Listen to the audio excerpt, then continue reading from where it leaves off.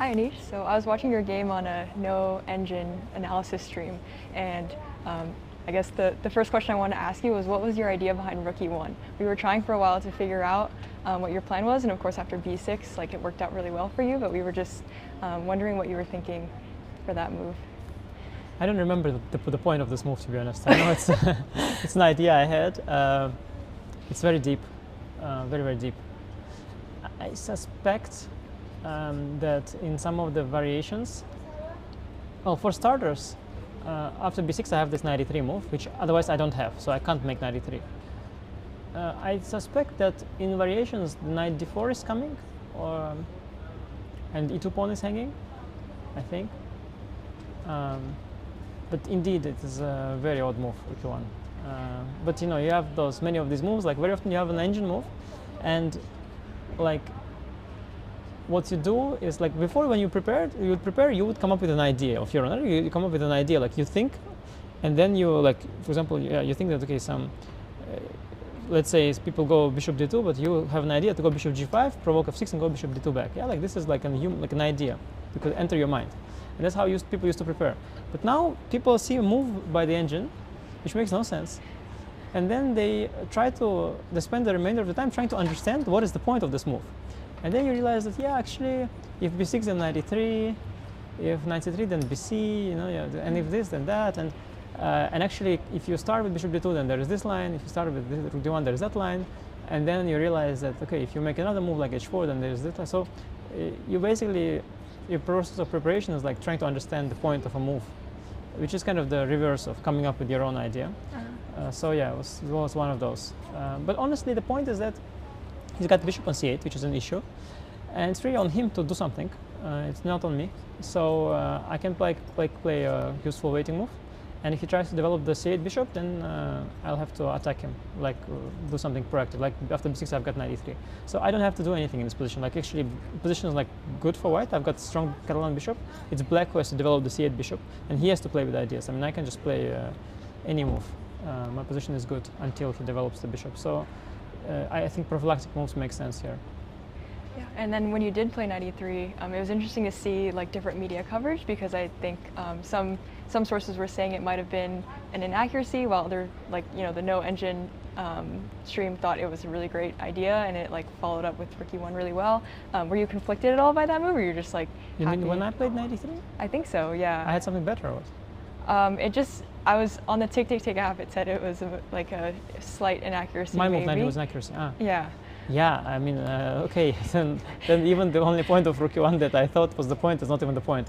Well, yeah, I don't know, it makes a lot of sense to me. Looks really good.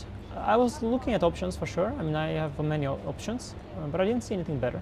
But there were options, I can imagine, yeah, there were a lot of moves. I can imagine there's something better than this, but I don't know, I liked 93. It's also kind of a typical idea in these positions. You know, in this kind of position, like, not so much is going on. No need to be so excited with engine, no engine. I mean, yeah. Game just starting, playing some end game. You just relax, drink some tea. Commentators, they have to work, so they are talking. But if you're a viewer, just relax, you know, do your things. Yeah. Check back a couple hours later, see what happens. 93, not 93, nobody really cares. Yeah. Okay. And then the queen trade, were you happy with that so early on? Yeah, well, of course, yeah. I mean, if you're not happy with queen trade, don't play this line. Yeah, I'm pretending that I'm happy with queen trade, for sure, yeah.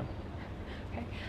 And just with 2 rounds left to go, what do you think are your chances, or what's your mentality going to the last round? I think my chances are much better than before today's game, and certainly much better than before the start of the tournament. So I think things are going really well.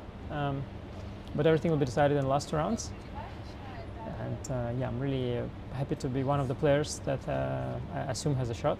I mean, I definitely have a shot. So that's really good. Well, it will be a difficult uphill battle. I don't know, like, what if my odds, like, I have to see, like, I guess they're still must be under 50%, yeah, so I'm probably not going to make it anyway. But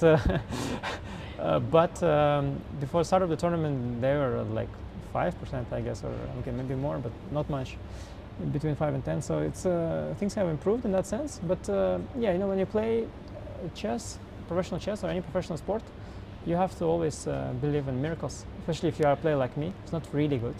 Then I need I need to believe in miracles, because people can become world champion. Gukesh can become world champion, for example. Yeah, and you see sometimes he has bad tournaments like here. I'll sometimes have bad tournaments, so why can't I become world champion? So I'm praying, hoping to get lucky. Yeah.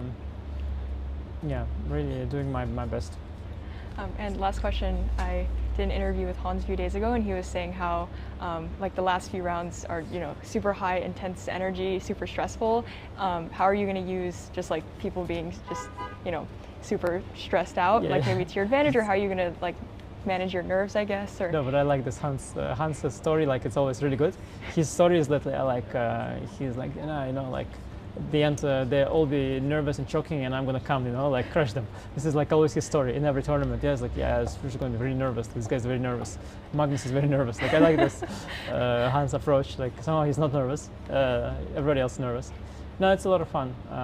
Sometimes the best comes out of you in the high pressure situation. Like one of the most epic moments is like this Ding Liren's World Championship match against Nepo, when he's been under tremendous pressure throughout. Yeah, now we know like he's had like lots of psychological challenges, and he has this match, and he was like everything was really difficult and hard, and then like he's a little shaking here and there, and then in this rapid game he can repeat moves to make a draw, and you think that like everything so far led to the moment that of course he will take the draw, he will escape that pressure, because your natural instinct for the brain and for all the body is when you are under pressure, you just want to escape that pressure at all cost, and draw is a unique opportunity to do that.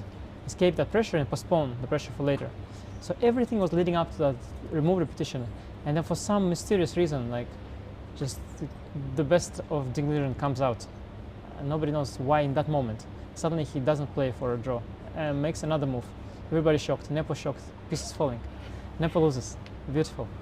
So while if that game was played without pressure, likely Ding would have just made a draw and nothing would have happened. So sometimes the best comes out, and hope the best comes out of me. But everybody's really excited, I think, those who are playing for the top spots. It's been a long tournament, and now a showdown starts. So I think everybody is really pumped, and we're going to have a lot of fun in the end. All right. Well, thank you so much. Best of luck in the last 2 rounds.